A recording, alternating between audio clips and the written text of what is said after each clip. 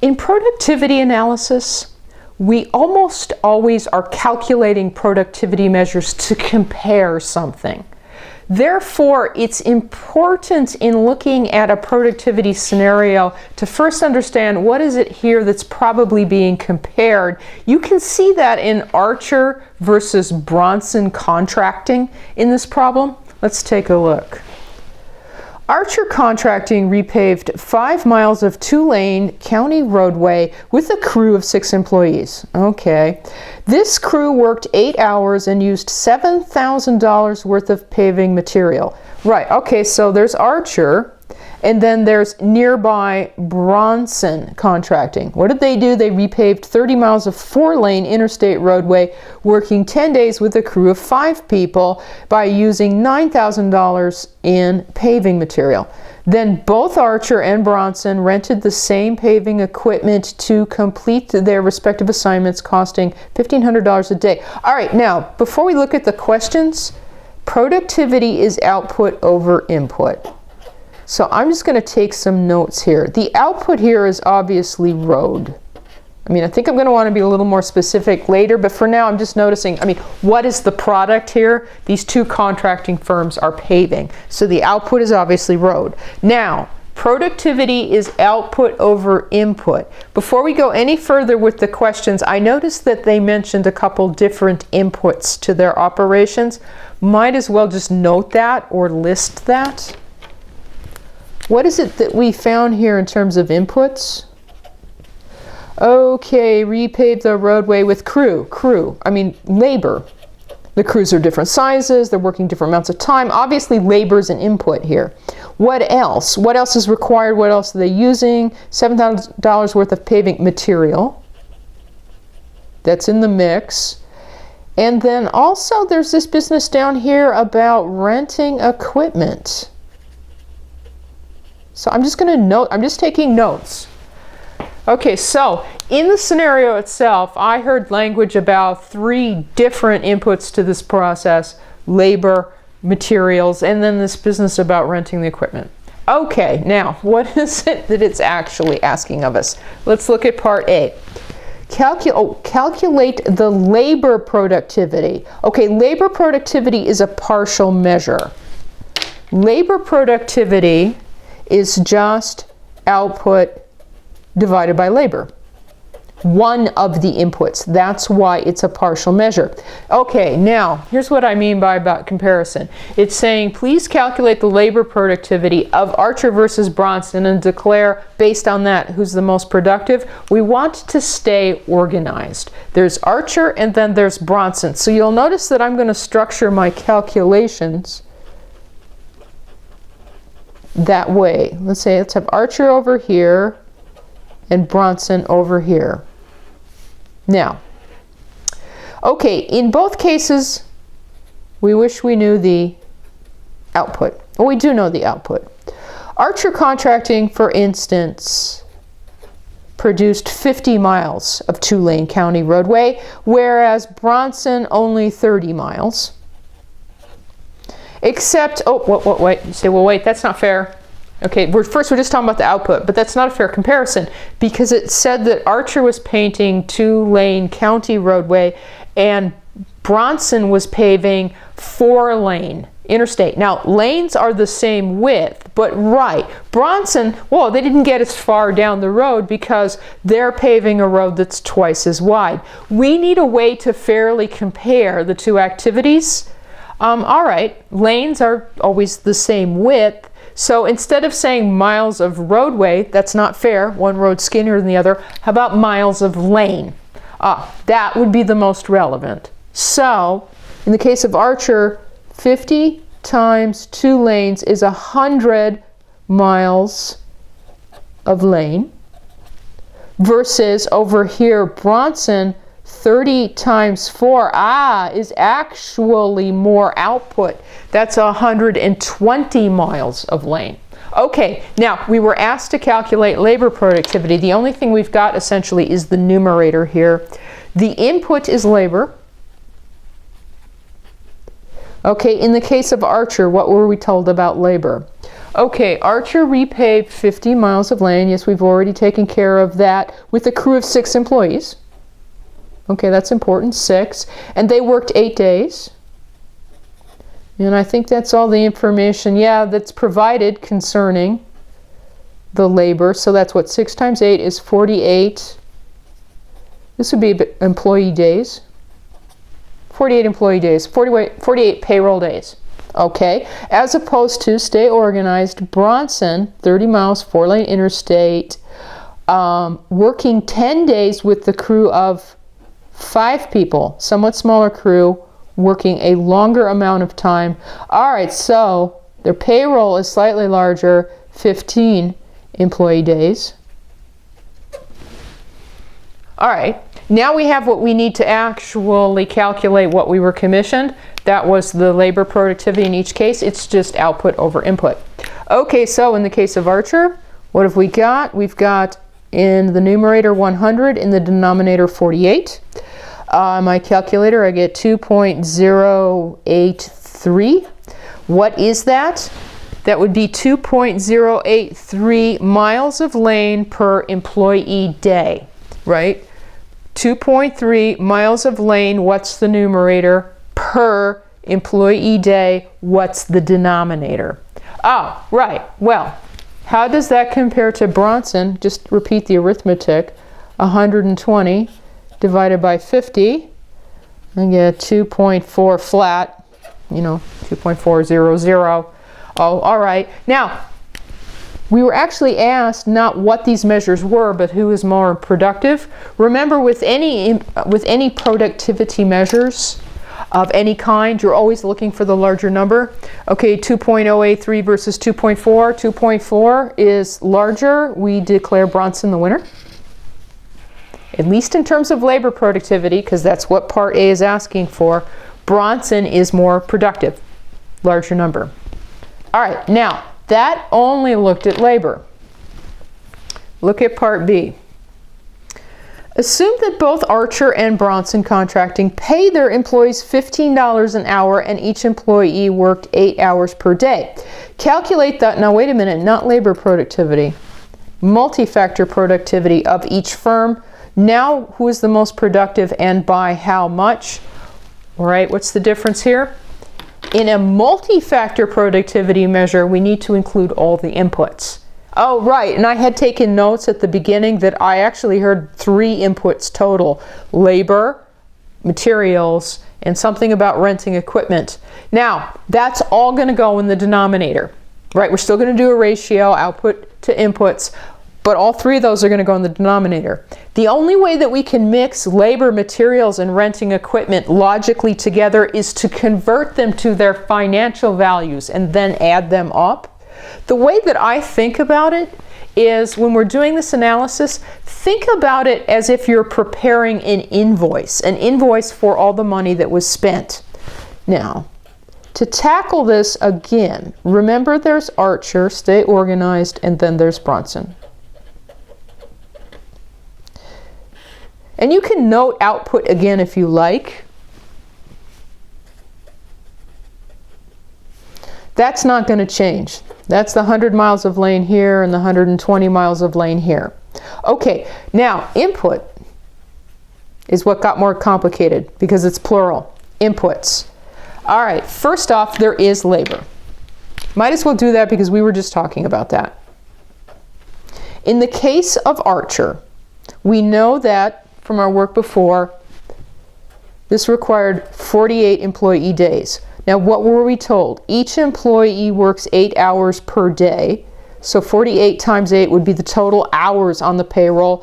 And we want to convert it to a financial value. So we multiply that times 15. 48 times 8 times 15, I get a total bill of, this is what we're looking for, $5,760.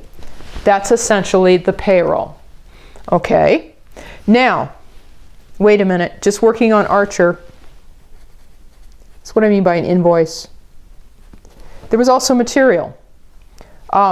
Material, if you go back to the problem, material was just a flat fee, spending category. $7,000 worth of paving material. Oh, okay. No computations necessary. Oh, by the way, they also spent $7,000 on material. Now, equipment.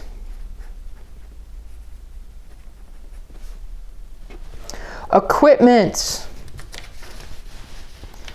Both rented the same paving equipment to complete their assignments, costing $1,500 a day.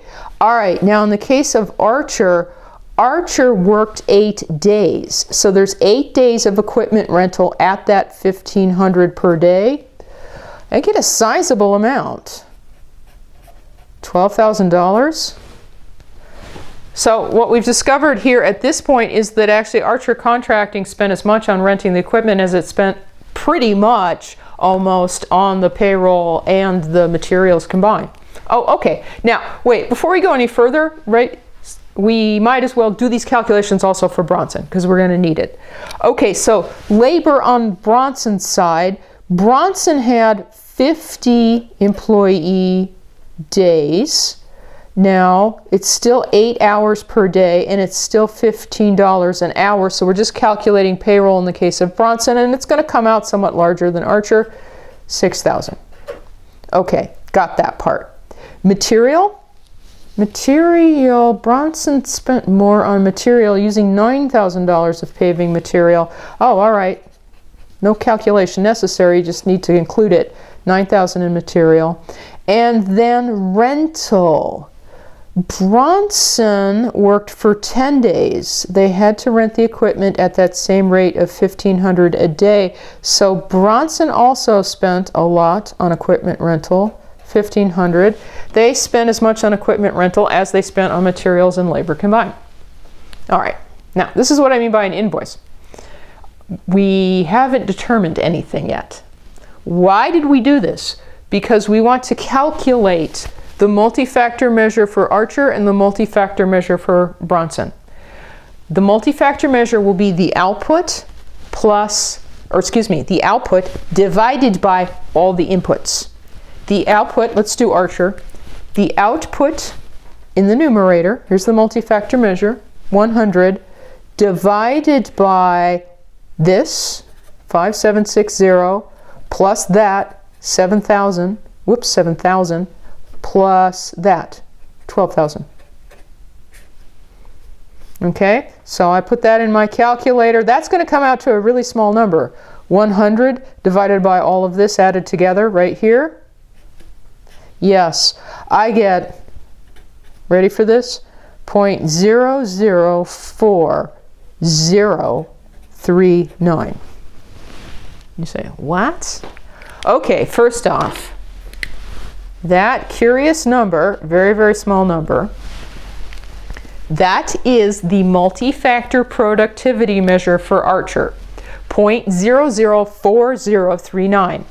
You may be looking at that and going, what is that number supposed to mean? Well, you can attach meaning to the number.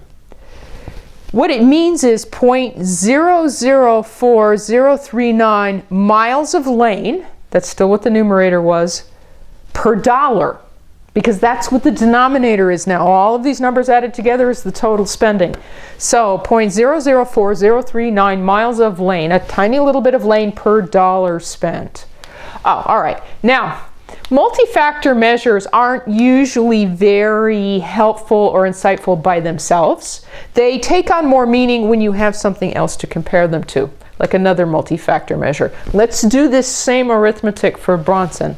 The multi-factor measure in the case of Bronson is, well, the numerator is going to be 120, and the denominator is going to be the sum of these numbers. So, 6,000 plus 5,000 plus, 6,000 plus 9,000 plus 15,000. So it's like going to be 120 divided by 30,000. This is going to be another really small number.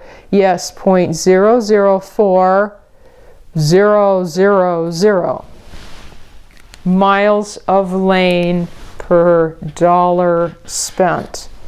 That is the multi-factor measure for Bronson Contracting.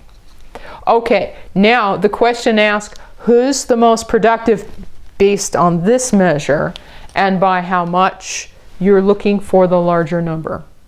you're looking for the larger number, and notice now it's Archer that has just barely a larger number.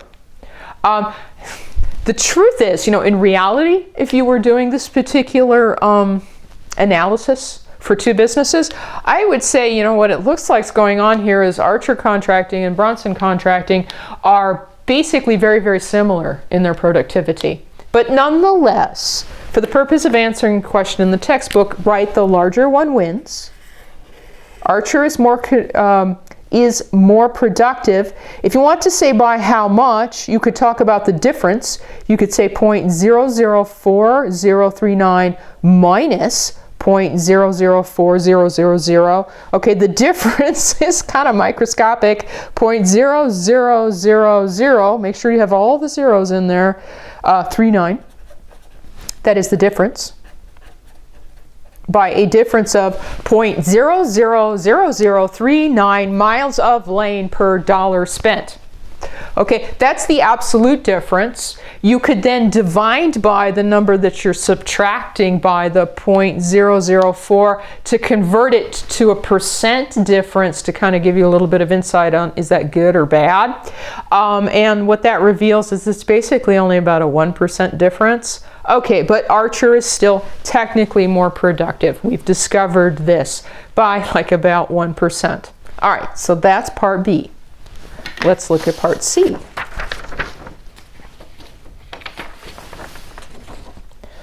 Now assume that both Archer and Bronson Contracting pay their employees $35 an hour, and each employee works 8 hours a day. Now the 8 hours a day didn't change, but what has changed is the payroll. 35. Calculate the multi-factor productivity measure for each firm. That's basically, again, who's more productive and by how much. Okay, well, it's the same exercise as with part B. It's an opportunity to practice it again. Archer, Bronson, right? We'll just, for sake of form, note this again. The output is the same, 100 miles of lane in this case, 120 in this case. We want to, the only thing that's changed here is the, in our invoice, is the labor expense.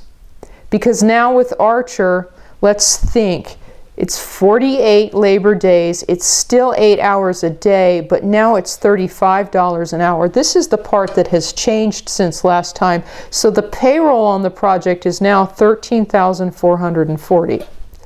And then with Bronson, it's the same 50 days, the same 8 hours a day, but now it's $35 an hour. So their payroll is up to $14,000. Nothing else here has changed. Material is still $7,000 over here. It is still $9,000 over here. And equipment rental,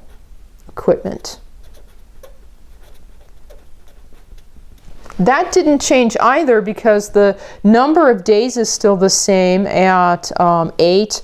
The rate is still the same at $1,500. So you can use your work from part B. This is still $12,000. And over here for Bronson, this is still $15,000. Okay, but what is going to change because the labor changed is the actual productivity measure reading. Let's calculate that. The multi-factor measure for Archer now is that same 100. That's the numerator. In the denominator, we add these up, 13,440 plus the same old 7,000 plus the same old 12,000. We are going to get another really small number. My calculator, I see 0.003083. All right, 0.003083 miles of lane per dollar spent. Okay, fine. As opposed to, let's compare this to Bronson. Okay, it's the same 120 in the numerator. It is 14,000 in payroll in the denominator plus that same old 9,000. Plus that same old 15,000. I get 0.003158 miles of lane per dollar spent. We're asked who's the most productive and by how much. Bigger number is better. Notice that the advantage has shifted now. Now Bronson has the bigger number. Okay? Bronson, according to this particular productivity measure at this particular labor rate, is now the more productive of the two. Now by how much? Same as last time. You could talk about the difference. Just take this and subtract out that. I get a very, very tiny difference again. Difference. I get 0.0000, 4 zeros again, 75 miles of lane per dollar spent. You could divide that by what you're subtracting by, and that reveals that we're talking about a 2% difference between. It's still a very narrow difference, but it is more of a 2% difference between the two firms. Although notice that the advantage has shifted towards Bronson, whereas in Part B it was to Archer. Oh, which is the subject of the last question in the scenario analysis. Why does the conclusion concerning who is more productive differ when employees receive $15 an hour, because that's Archer, versus $35 an hour, because that's Bronson? Well, we can comment on that. Our first comment, I would say, is both are very close. Okay, we need to remember that. Okay, both are really close. They're probably in reality actually very similar firms in terms of productivity. But mathematically, why did we see the advantage shift from Archer to Bronson? It actually goes all the way back up to Part A. Part A, we looked at the labor productivity. And notice that in Part A, there was a distinct difference between Archer and Bronson. Bronson was pretty clearly more productive in terms of that partial measure, the measure of just the use of labor. That's the key here. Bronson is more labor productive. So advantage shifts.